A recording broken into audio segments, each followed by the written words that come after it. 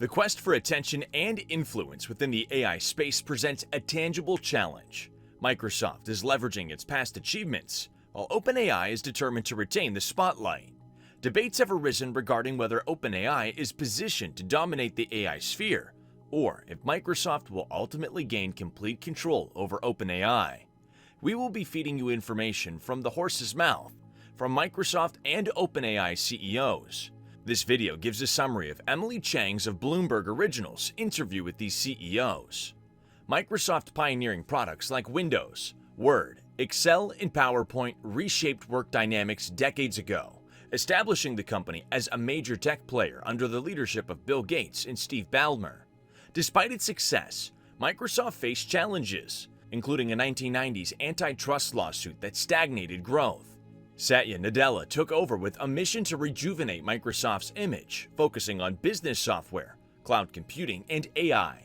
Nadella's emphasis on innovation and strategic partnerships, such as with OpenAI, reinvigorated Microsoft's presence and breathed new life into its products.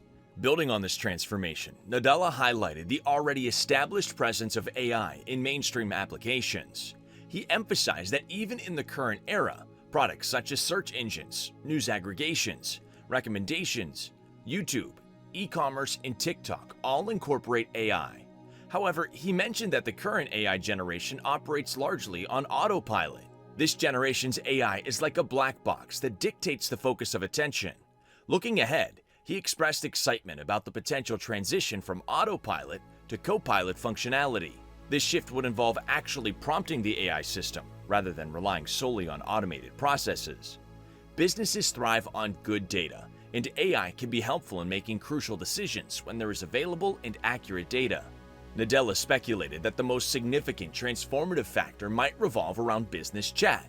He reasoned that the vital database within any company resides beneath all productivity software, yet currently, this data is isolated. He further gave an example, quote, "Oh, I'm going to meet this customer. Can you tell me about the last time I met them? Can you bring up all the documents that are written up about this customer and summarize it so that I'm current on what I need to be prepped for?" Microsoft isn't just getting into AI now. They declared their involvement decades ago. One of their projects was Clippy 2.0. For those of you who might be wondering what Clippy was a virtual office assistant in Microsoft Office since 1997. It was a cute animated character that would appear and offer help. However, it was removed around 2007. Why was it removed?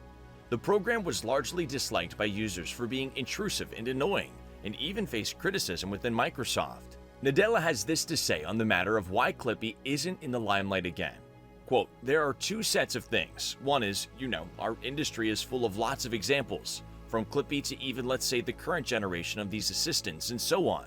They all are brittle. I think we are also going to have to learn that ultimately these are tools.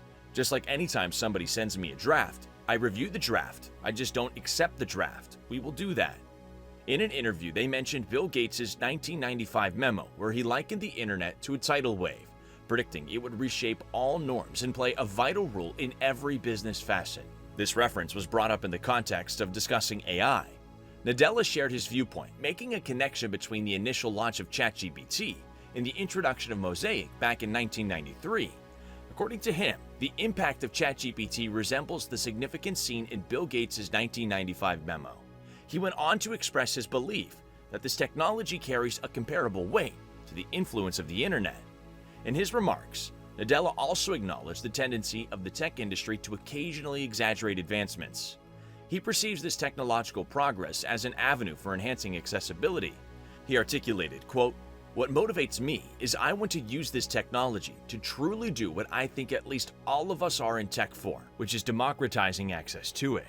You are aware of the competition between Google and Microsoft in terms of products they provide, in particularly Google Chrome and Microsoft Bing. A question has arisen to understand how Microsoft has managed to secure position in the market. In response to this inquiry, Nadella clarified that the exciting aspect of being in the industry is innovation. He emphasized that while Microsoft is striving to increase its market share in search, Google is focusing on the Office suite. They're now putting AI in their Google Docs, Sheets, and Gmail, he remarked. Parents are getting increasingly worried about how frequently their kids are opting to communicate with AI chatbots rather than having conversations with them. The potential effects of AI chatbots on family dynamics are starting to raise concerns. Nadella has put forward the idea that shifting from a current state of AI, often referred to as autopilot, to a more collaborative model, or copilot, aims to provide greater control. This change in the way interactions happen is expected to give both parents, and more importantly, children, a certain level of supervision and influence over their interactions with AI. Nadella acknowledges the importance of carefully observing how AI is affecting children's behavior and activities.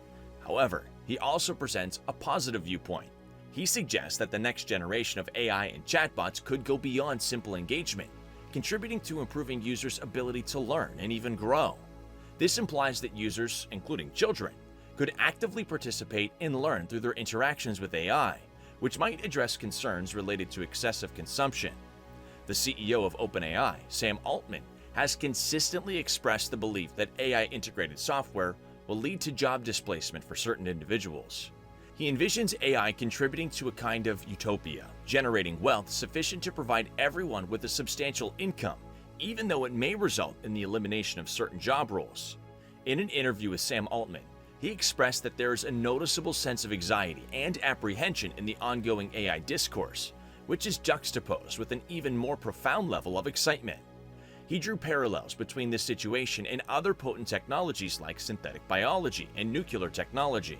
Regarding AI, there are significant drawbacks that require meticulous handling to ensure the actualization of its advantages. He conveyed an optimistic viewpoint regarding the positive aspects of AI. In his own words, quote, "I expect the upsides to be far greater than anything we have seen, and the potential downsides also, like super bad," end quote. Sam Altman holds the belief that AI space is not only competitive, but also the most competitive environment. However, his concern takes a different direction, owing to his background in startups. His primary apprehension revolves around the possible emergence of new players and ideas that have not yet come to their attention. Altman didn't provide any information about his connection with Nadella, but he did make a strong statement regarding Microsoft's acquisition of OpenAI. He said, quote, "The company is not for sale," emphasizing that Microsoft hasn't purchased OpenAI. Altman also highlighted their positive relationship with Microsoft, mentioning that major partnerships between tech companies usually don't go smoothly, but their collaboration has been an exception and has worked really well. He expressed gratitude for the success of this partnership. When it comes to the concern about job losses and people having nothing to do, Altman brings up an interesting perspective. He doesn't think that the idea of people having no tasks to work on is realistic. According to Altman, even as the types of tasks we engage in might change, there will always be activities to keep us occupied. Altman points out how the concept of work has transformed significantly over time. What we consider as work today might not have been recognized as such by people from the past. He's optimistic about the future, believing that people will continue to find new ways to contribute and feel fulfilled. He envisions a future where we might look back and think, wow, these people had it easy. They consider this kind of stuff to be work, but it seems so trivial. So he doesn't think we'll all end up just lounging on the beach doing nothing. There will always be individuals who will find ways to stay active and engage in various activities. AI's impact seems to be reaching into almost every corner of our lives. Have you ever considered if there's any area where AI should remain completely untouched, especially given how quickly it's expanding?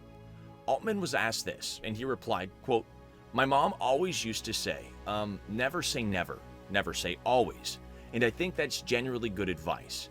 If I made a prediction now, I'm sure it could end up being wrong in some sort of way. I think AI is going to touch most aspects of our lives, and then there will be some parts that stay surprisingly the same. But those kind of predictions are like humbling and very easy to get wrong." Altman mentioned that OpenAI's focus remains on improving and enhancing AI models, aiming to boost their capabilities and accessibility while keeping costs down. He acknowledged the collaborative nature of the AI field, indicating that they don't have sole authority over its trajectory. Nevertheless, he expressed satisfaction with the positive influence OpenAI has had on the field. Altman highlighted their dedication to innovation and ongoing work to introduce new advancements in AI technology. If you like this video, please kindly give it a thumbs up and consider subscribing to my channel for more AI-related content. Stay tuned for more exciting AI videos that will be arriving soon. Thanks so much for watching.